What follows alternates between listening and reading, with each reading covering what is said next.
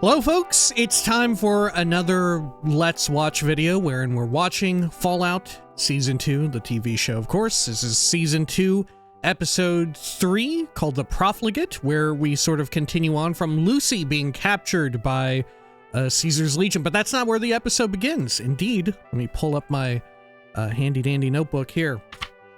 We begin with Max's friend, Thaddeus, who is still undergoing some sort of transformation at the start of the episode. He's working at a bottling plant for sarsaparilla and also having kids. Well, first and foremost, he's undertaking being the role of managing a whole bunch of child laborers. For who? I don't know. Maybe he just does it for himself? I don't know. At a certain point in the show, he mentions that he's a manager for it, though, so I don't know, maybe he's working for Festus, so there's no way. But whoever is running the operation with all of these SAS plants and all of that, he's one of the people working it. Regardless, I don't know. He also has them drink some of the supply at some point. It's a strange situation, one which in the show is a little nebulous, and frankly in the game, in New Vegas as well, it's a little nebulous as to exactly what's going on with all these freshly bottled things of Sunset Sarsaparilla. I don't know. I still have my questions about whether or not Thaddeus is truly a ghoul, or is perhaps a super mutant, right? I think a lot of people are still in that camp, wondering about, like, the true nature of him. He says he's a ghoul, but, you know, he's a very unreliable narrator. Anyway, we finally do cut to Lucy, who is being at the Legion camp, is walking through. We get to see Lil Lanius in one of the scenes, dressed up in Leggett Lanius's whole attire, looking a little silly on a much more normal-sized guy than the giant of a man that was Leggett Lanius. I assume this is not the same Leggett Lanius, especially given what else crops up in the episode. This is another person who has taken on that role. If anything, I would guess that we've sort of had a movement of people up the chain of command. And if you want to, if you told me that the Caesar that appears here in this camp is former Leggett Lanius, I would believe you. Similarly, if you told me that the Leggett Lanius at Courier 6 encounters died alongside Caesar during, like, the conflict, I would also believe that, right? It could go either way. It's nebulous enough. Either way works. Ultimately, Leggett Lanius himself wasn't that interesting of a character, but more so was just like a force of nature, right? Had good screen presence, as it were. If anything, I think Macaulay Culkin's character is giving major Volpe and Colta vibes, right? But maybe that's just because they have, like, a similar build and vibe going on, right? Probably nothing. Probably unrelated characters entirely. He does kind of talk like him, though. But maybe that's like, that's just Macaulay Culkin. Anyway, we do get the Macaulay Culkin reveal. He does most of the talking rather than Caesar himself, who, like I said, does look very Lanius-like. Looks like a huge dude, a physical imposing force. Looks a lot more like what I would have expected Lanius to look like if you unmasked him. We also get some very important developments in Caesar's Legion. We find out that there are unrepentant members.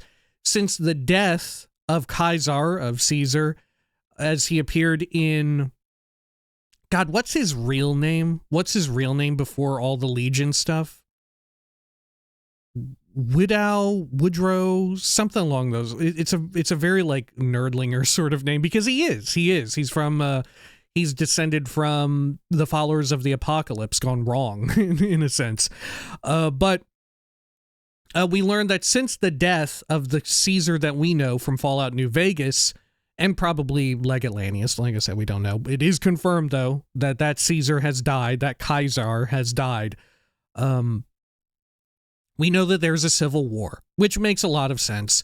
If you think about it, there was already fracturing in the Legion in the sense of Joshua Graham sort of having a falling out. Mind you, not very many people at all really followed that guy when he jumped off on fire into the waters. But there was questioning going around. But without that Caesar, and perhaps without that Lanius to lead them, it makes sense that there would be more fracturing, deciding like, oh, who is the new leader? This is one of the questions brought up in New Vegas itself, I believe, wherein, oh, if you kill Caesar, which you are, like we've said, spoilers for all the games right here as we're talking about this show, because this canonically takes place after all of the games as far as we know.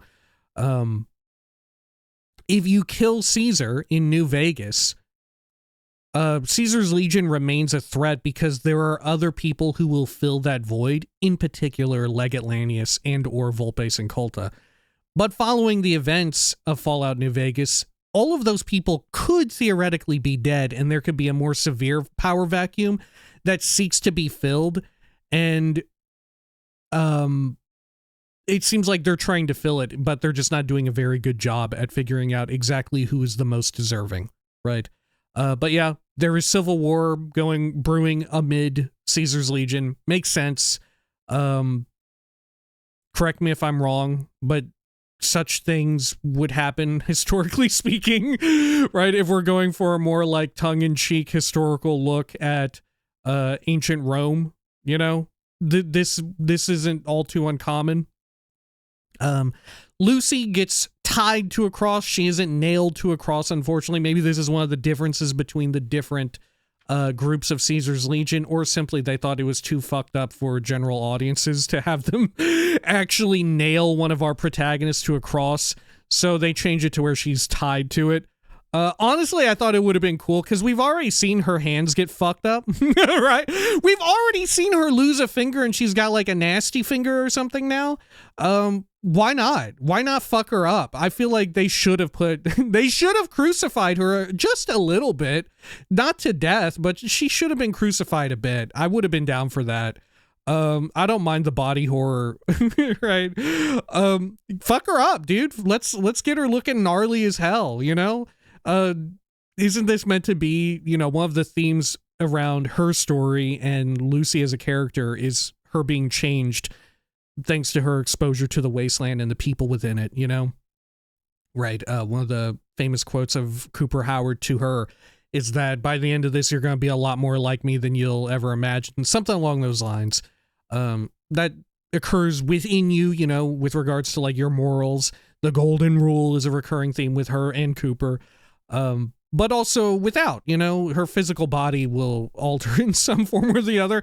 So why not have a couple nails in there, right? Why not? I would have been down for it. But regardless, similar effect, maybe a little bit less shocking, grotesque, especially for an episode coming out so close to Christmas. Maybe that would have offended some sensibilities, right? But come on. Anyway. We cut next to some really wild yodeling for Walton Goggins' Cooper Howard, as he is still inside of the discount hospital. I even wrote here in my notes, was it him yodeling? was that actually Walton Goggins doing some of that ridiculous yodeling, or was that like a licensed soundtrack? I feel like they could have just been like, Walton, if you want to hit us with your best yodel, go for it. I would be down for it, and frankly, it seems like something he would be down for as well. To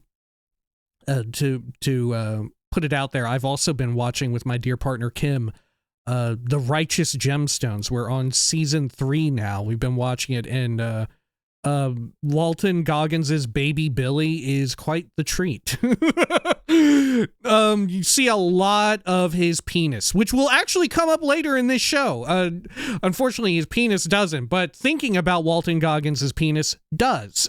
Nonetheless, what is important here is that Dogmeat is with Cooper Howard. Dogmeat chose Cooper. He is still there, standing by his side, faithful companion as ever, which I feel like says something about the state of things, says something about the state of who among our three protagonists is maybe the most like a Fallout game protagonist, which, you know, it probably is Cooper Howard, right? It probably is him. Regardless, this is the one that Dogmeat has chosen, and there seems to be some history between them, right? Cooper Howard seems to personally know Dogmeat a lot more than has been let on. As he is digging out this poisoned part, this envenomed part of his flesh from the rad scorpion sting, he gets into a fun talk and explanation of the Ship of Theseus whole scenario, right? Wherein you take a few planks out, it still looks like a ship, but then you start taking out more, just a big old fucking pile of wood. I don't know, I thought it was very fun. Ship of Theseus. Wrote down more. Does Dogmeat know about all this? He says that Dogmeat knows of the Ship of Theseus and knows all about that. Is this a nod to the fact that Dogmeat takes on different incarnations? Like Dogmeat is like a metaphysical being that exists within Fallout's wastelands? Is that what we're getting at? That Dogmeat knows all about it? That we're saying that, like, because Dogmeat gets replaced and becomes like a different dog with some amount of regularity? Is that what Cooper Howard is getting at when he says, like, Dogmeat or dog, you're all familiar with that, you know all about that or whatever, right? Are we getting at, like, Dogmeat actually knows what he's speaking of? Like does Dogmeat comprehend what he means? or is this just like some wild idiom, like a wild old cowboy's witticism, you know? He's like, because you know, he thinks of the dog as being like a noble beast, you know? It has wisdom within it that humans could only wish to glean from its beast-like brain. you know, cowboy shit. Drink a black coffee. All right. Then we get another cut to pre-war times with Cooper Howard and his family, or at least his wife, who is packing their daughter's stuff for the vault. Also in tears. Then we cut to a vet, like Legion, American Legion or something type of meeting place, where Cooper Howard has showed up to, I guess, also take part in it, but mostly for his friend Charlie, who is also a veteran. They're both military veterans. Charlie, the communist, right? They use the word here, pinko, but we all know what's going on here. There is, of course, interesting parallels between how Cooper Howard as the ghoul behaves and how he behaves as a human in pre-war times, wherein he's not too keen on violence and killing, even when he was in the military. Charlie sort of brings that up, right, in their meeting and in their talk. Now, here we get, Robert House shows up. Well, finally, once again, we skipped episode 2. Justin throws Robert House. I believe he wasn't in episode 2 at all. Maybe he had like a brief cameo, but maybe it was the body double. Regardless, in the bathroom, waiting. Maybe waiting for Cooper Howard. It really seems like he seemed to know. But Cooper Howard seemingly did not know. Regardless, they bring up a whole talk. It seems as if Robert House is aware of the idea that Cooper is maybe being coerced into killing him, right? And maybe Robert House doesn't think he has it in him and thus is willing to meet, at least this time. And it seems like they're going to meet more than one time. Either way, he mentions in true Robert House-like fashion that he does sympathize with the communists about sort of the state of the world and resources and all of that, the Great Resource War and whatnot. Sort of the shortage of resources that spurs forth a lot of the economic devastation and the resulting atomic holocaust, right, that occurs. He says he does sympathize with the pinkos about it. But sort of tying it back to some of the talk in season 1, that everybody wants to save the world, just nobody can agree on it. He posits that, of course, he thinks they have the wrong idea about how to solve it. Talks about shoving people into corners, getting people cornered. All sorts of fun, ominous stuff. Good scene, fun scene in the bathroom. This is where, if this were a different show, maybe we would have seen Walton Goggins' dick. Lord knows, like I said, I've been watching The Righteous Gemstones. You do see a lot of, if you ever wanted to see Walton Goggins' penis, you should watch The Righteous Gemstones, because it's there. It's there several times. and it's mentioned here, and maybe if this were a funnier scene, I bet Walton Goggins would have been down. I feel like he would have been 100% down, but it's a very serious scene, and it's not a very serious penis, to be honest. It's a very fun-loving, friendly, funny, jokey kind of penis.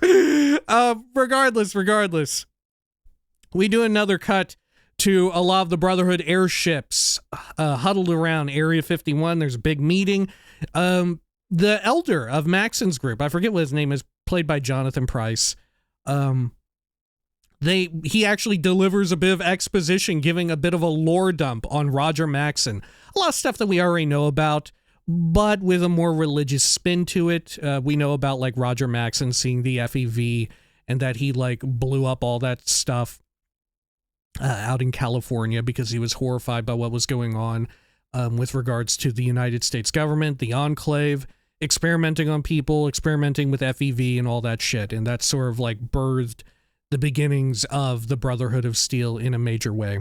But of course, like I said, he gives a much more religious spin to it, saying that when given the choice, Roger Maxon chose God over government, which, we're getting very like Christo-fascist here, I guess, right? We're getting into some deep shit here.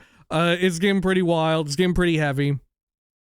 Max offers to the elder, his elder, why don't I just kill Xander? Maybe I should just kill Xander. And amazingly, the elder says, no, you can't just kill him like that. That would get us in, although he doesn't like the Commonwealth and he doesn't like Xander, you can't just engage in open war like that, because we would be screwed. Our heads would be on spikes by the time it's all said and done. The Commonwealth vastly outguns us, apparently. Then we get a scene outside with Xander and Max chopping it up. Xander noting, of course, that this group, once again, they're trying to hammer home the point that Max's chapter of the Brotherhood of Steel is very faith central. Their faith in everything, their religious parts of their knightly order is dialed up to like 11. There's significantly more clerics. Not only is a cleric in charge, being the elder,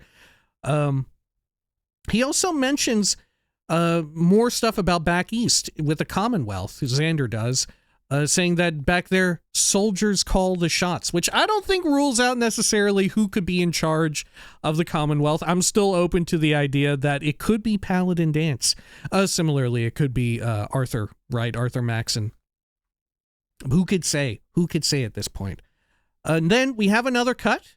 Cooper has finally come by to this Legion camp to save Lucy.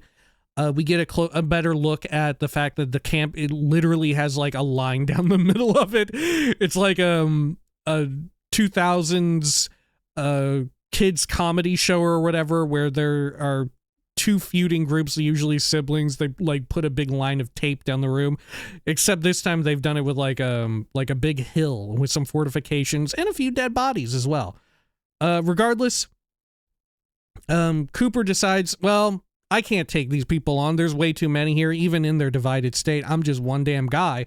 So him and Dogmeat actually go over to a place I wasn't expecting to show up in the show, but I'm super down for. Camp Golf, the Robber House's built-up resort and golf course, sort of in the northeastern section, or maybe central eastern section of your Fallout New Vegas map. We haven't yet gone there in the playthrough itself, but really, really cool stuff happens there in the game with regards to Chief Hanlon? Is it Chief Hanlon? The guy voiced by famed country singer Chris Christopherson, wherein more often than not, I would say, unless you're able to pull some strings, The guy kills himself out of sort of losing hope, right? Just losing hope in a major way about his role in the fighting, his role in the NCR, and their role in the Mojave fighting the Legion and all of this stuff with the dam. It's really good, I think. Very impactful. But regardless, cool to see Camp Golf, cool to see him walk through some of the NCR tents, what remains of them set up there. He's looking for NCR help. In there, he actually also runs into none other than a Securitron, which just so happens to have Victor working within it. For 10 years, apparently, Victor thought he was a soda machine, so he says. Cooper knows Victor as well. Confirmed Cooper knows Victor. I've seen some people wonder about, is the depiction of Victor, you know, his little like image, his little face on his screen, is that also Cooper Howard in one of his cowboy roles? I would believe it. You know, that makes sense to me. If this guy is meant to be such a like Ronald Reagan of the time. That said, I don't think Ronald Reagan was that much of a celebrity as like I don't know. There's no shortage of spaghetti western cowboy type playing dudes who were conservative back in the day, right? You could pick from any number of them. But regardless, Cooper knows Victor. Victor says house is gone, presumably meaning dead. Cooper, of course, refutes this, saying like, well, you know better than I do, which implies that maybe Victor doesn't know, or Cooper Howard is simply calling the bluff, right? It's hard to say. It's nebulous, open to interpretation, I would argue. But Cooper saying that, like, you know house better than even I do, that this guy had all kinds of contingency plans and probably is still among us in some way.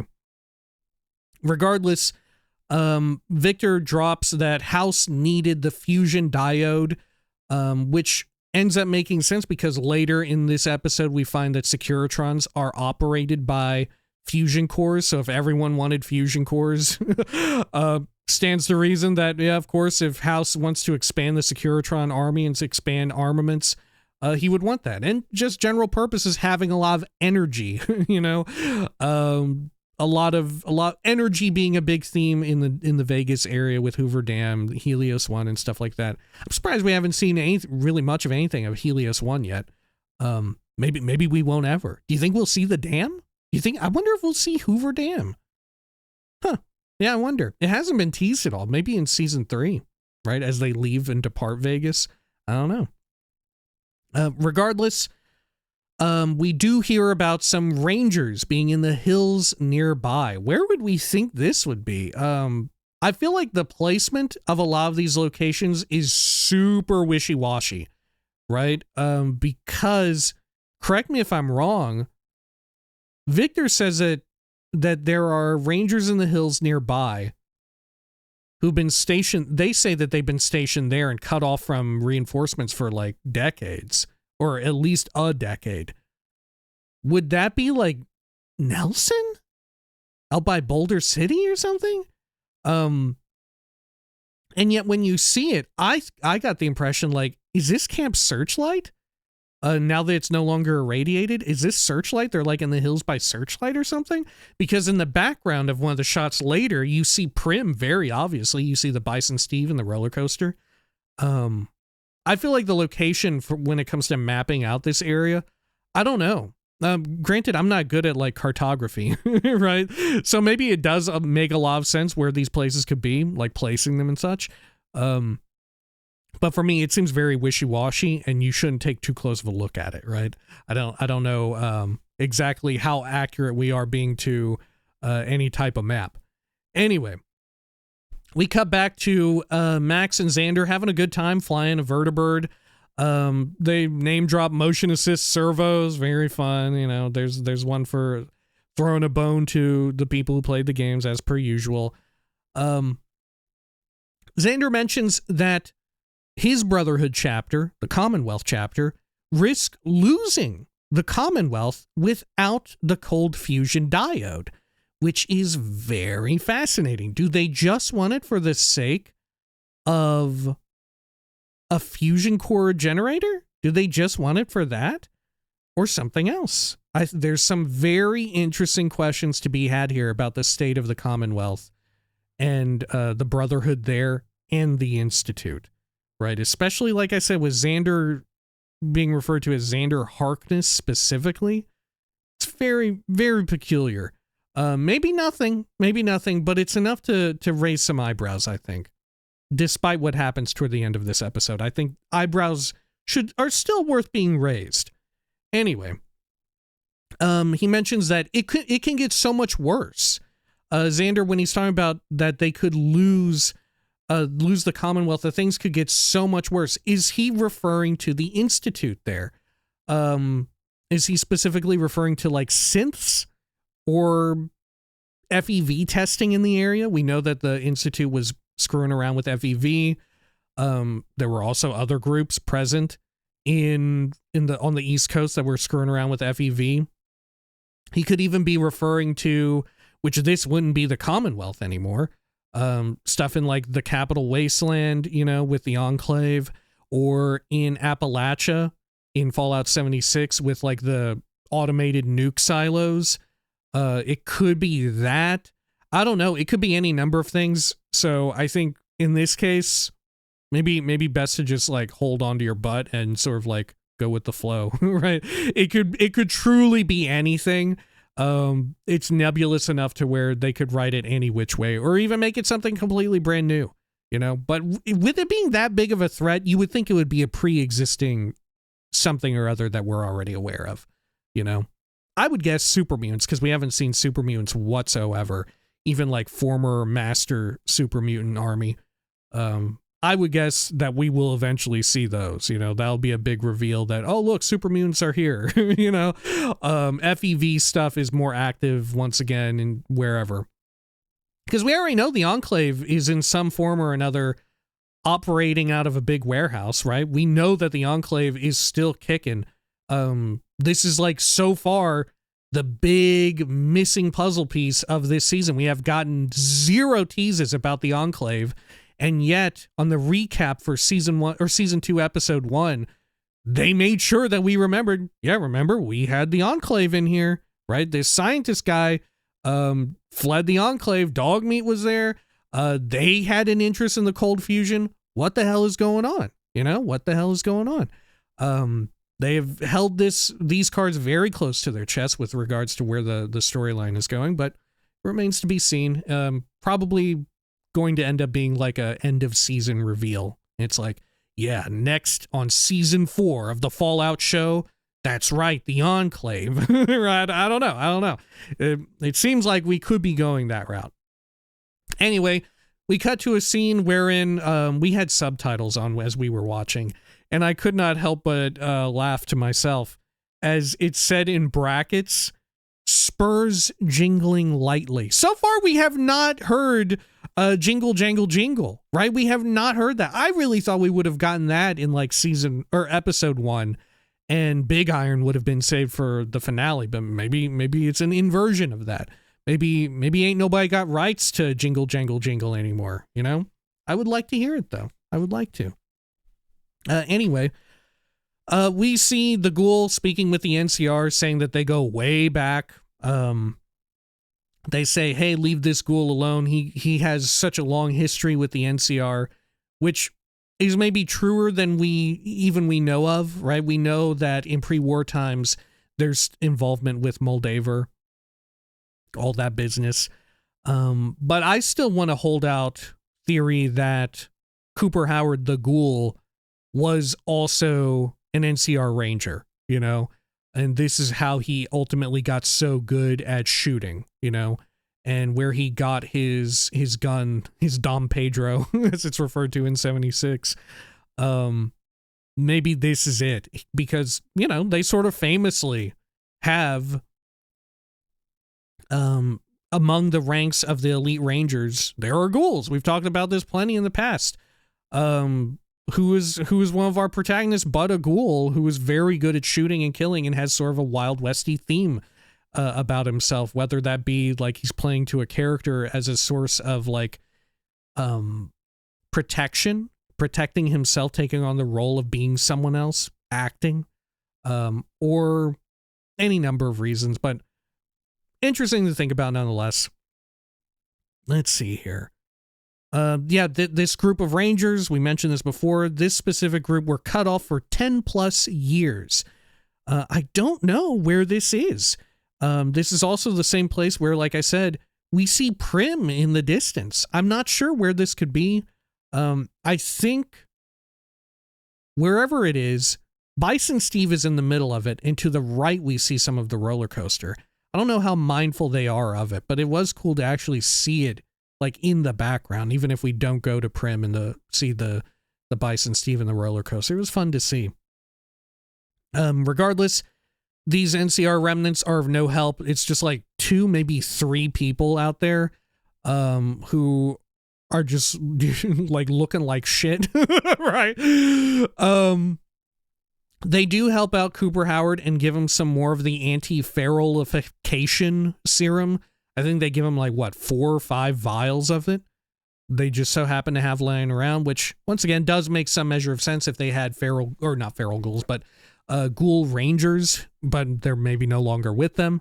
So it makes sense that they would have some on stock. We still don't know anything about this anti-feralification serum whatsoever. This is completely new for the show as far as I know. And we still don't know the ins and outs of it.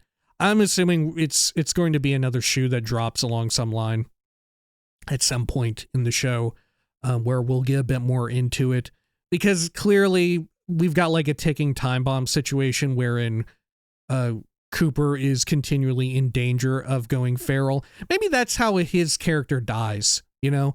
If Lucy undergoes full-on ghoulification, maybe at the end of this, he sacrifices himself and gives her like a vial. They're both ghoulifying, and he says, "Nah, kid, you take it." Right?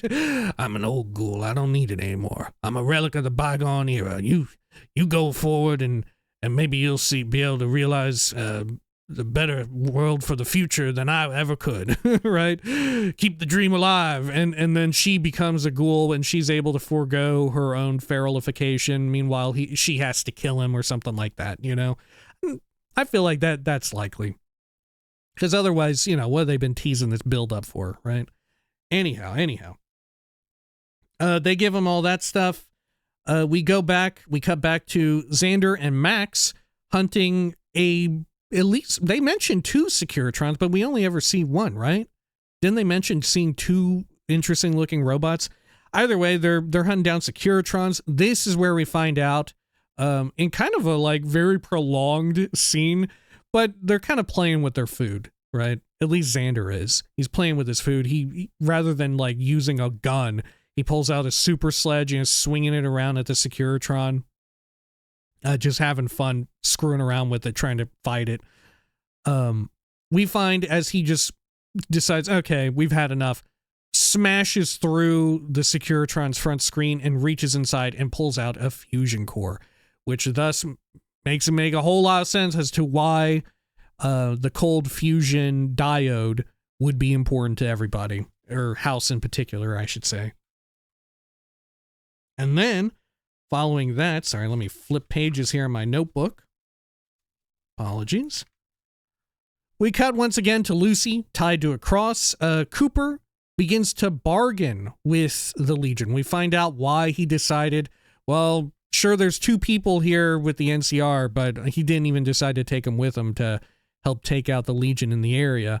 Instead, he uses them as a bargaining chip to get Lucy down. It seems as if he is selling out these 2 soldiers that are like barely hanging on out here in the middle of nowhere. He sells them out to the Legion in a trade to get Lucy off of the cross. Amazingly, they're down for it. Let's see here. Then we also, we start to cut back and forth between pre-war times and current day times. We're back at the veterans meeting.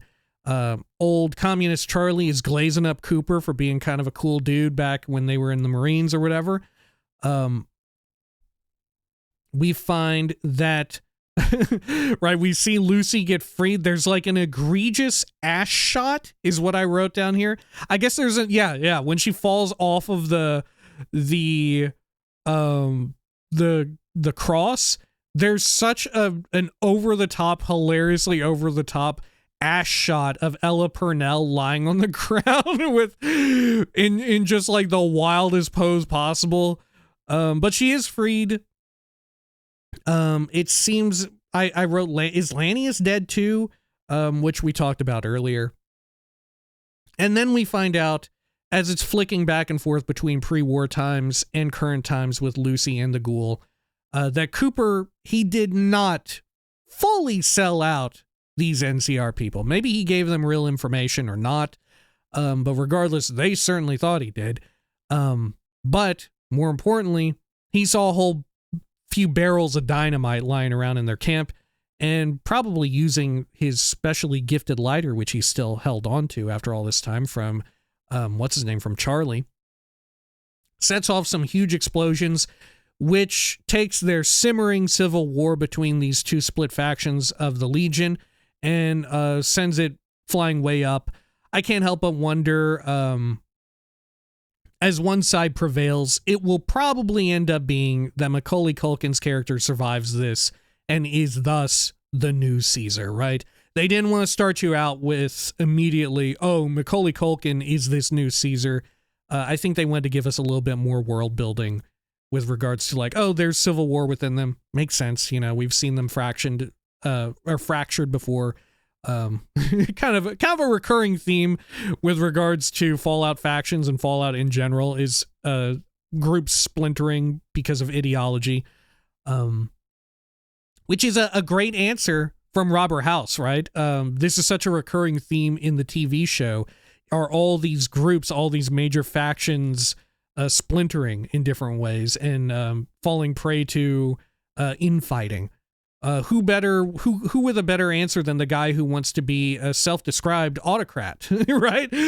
Just have one guy in charge, right? Which at the same time was also kind of the argument posed by the original Caesar, right? But even they too were not immune to it, you know? Anyhow. I don't think that this will be the last that we see of Caesar's Legion. I think we will see plenty more and plenty more of Macaulay Culkin, which I was so surprised. Macaulay Culkin also present in The Righteous Gemstones with Walton Goggins. I can't help but wonder, did Walton Goggins play a role in helping Culkin land this role too? Because maybe they're friends after that previous time on the set for The Righteous Gemstones. I don't know. This is now part of my headcanon now, is that they're good pals. And he helped them out, you know? Regardless, we see them fighting, you know, we get a whole thesis and antithesis situation, you know? If we want to go with old Caesar's read of Hegelian dialectics, the same could be happening here as these two butt heads. From them will come the pure distilled form of Caesar's Legion that is meant to be the victor, you know? Sort of, this is not unlike the conquering of the tribes. It's just happening again under them being Caesar's Legion, you know, I think. I'm sure it will be Macaulay Culkin as Caesar in some form or the other, and we'll have all that show up. Anyhow, we cut over to Xander and Max. Turns out they're also at the bottling plant that Thaddeus was at earlier.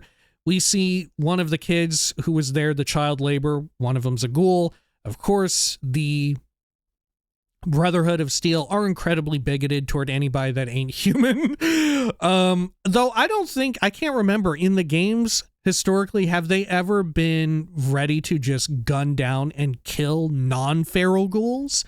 I can't remember. I cannot remember for the life of me. But even, you know, folks like Paladin Dance, one of the more goodly members of the Brotherhood of Steel, still has a very like anti-abomination stance, you know? So very interesting stuff playing out here. We see Thaddeus comes out to try and talk down these power-armored Brotherhood of Steel members from shooting this kid. Is he doing it out of feeling some measure of kindness for this kid or because he just wants the money. He just wants the continued child labor. I think he actually does care for him. And also he reveals like, oh yeah, you're a ghoul, and Xander seems to ID him as a ghoul. Is he a ghoul though? I don't know. Maybe he truly is. Regardless, as Xander Harkness is seemingly about to pull the trigger of his super huge Fallout 4 special looking assault rifle, Max rolls up from behind with a super sledge, bonks him right on the head, right in the helmet, seemingly killing Xander, seemingly killing him. I guess we don't know for sure if that was a kill shot. It's implied heavily that that's a kill shot. Now, if we want to dial it back into my old wild theory that this is the same Harkness from Fallout 3, that this dude is a synth, I think a synth could survive that easy. Even if they got all, like, their physical body was in a state of disrepair. It depends on what generation of synth, right? How true to the human form they are, whether or not you could pull some shit out and pop it into another body. Who could say? But even saying that, we didn't see, I don't think we saw any blood, right? So it might be, and this would make things very interesting, and would also make a lot of sense, because why would you cast Kumail Nanjiani and just kill him off immediately? Which maybe they would. Maybe they would. Maybe they were just like, hey, you want a paycheck? And dude was like, yeah, I love Fallout. I would love to be in the show for like, what, 2 episodes? Yeah, it's fine. Kill me off. It's okay. But I don't know. The amount of fanfare that they gave his character seems as if he's probably not dead. Or at minimum, we're going to see him in flashbacks or something. I'm not convinced that he is actually dead. I bet that we will see him being held somewhere in some form or function, you know? It probably just like grievously wounded him or something along those lines. Or just knocked him out. I don't know. A super sledge to the helmet? Who can say? I'm thinking that he survived though. Without knowing for absolute certain, like the helmet wasn't that badly fucked up. You know? I think there's possibility there. It could go either way. I think first and foremost, though, I'll assume that he's dead because the way the scene was shot implies that he was dead. But I'm open to the possibility that this motherfucker is not dead. Regardless, that's the end of it. Max says, well, holy shit, I think I just started a war. Right? So we still get to see some of that dumbfounded sort of goofy humor that Max's character had in season 1, combined with a lot more of the more serious grim and somber shit that we're seeing more frequently in season 2, and frankly I think is way better. I think they're doing way better with Max's character in this season, which, like we said in past Let's Watch for season 2, I think it's difficult to establish Max as a character given he's already like a character existing in the Wasteland, right? It's so much easier to introduce the Wasteland and like post-apocalyptia to new audiences if you take the perspective of a guy from pre-war times who is now a ghoul, or someone who just came out of a vault and hasn't seen any of this shit before, you know? That I think is part of why Max's character suffered, and now we're getting like, oh shit, actually Max is pretty damn fucking cool. Right? Anyway, we get a next on segment wherein we see Thaddeus, similar to Max, is pretending to be Xander back at the Brotherhood place because they want to avert the coming battle, the coming war or whatever there. And also we get a little brief clip of Lucy and the ghoul, Cooper Howard, arriving at Vegas finally, and it looks off, and they acknowledge it, saying that something doesn't seem right. And this is something that, as sort of set pictures and photos and all of that, things have leaked out, or people have just seen it in person. A lot of people have said something looks off, right? So we're probably going to get some more exposition on that. I'm looking forward to it. All right, that'll do it for this one. The Profligate, Season 2, Episode 3. A pretty good one, pretty fun one. Good to see more of the Legion stuff. Like I said, I'm sure we'll still get more development with regards to Macaulay Culkin. You know, because this whole episode seemed like it was just introducing as a force, right? There were these big title screens where it was like the Legion, the NCR, you know, stuff like that. Seemed a little weird to put that in there. I felt like that was unnecessary. I don't know. Maybe it's necessary for general audiences, right? Maybe we don't need that having played the games. I don't know. Regardless, looking forward to the next one. Still pretty good. Still enjoying it. Fallout. Until next time, please take care of each other.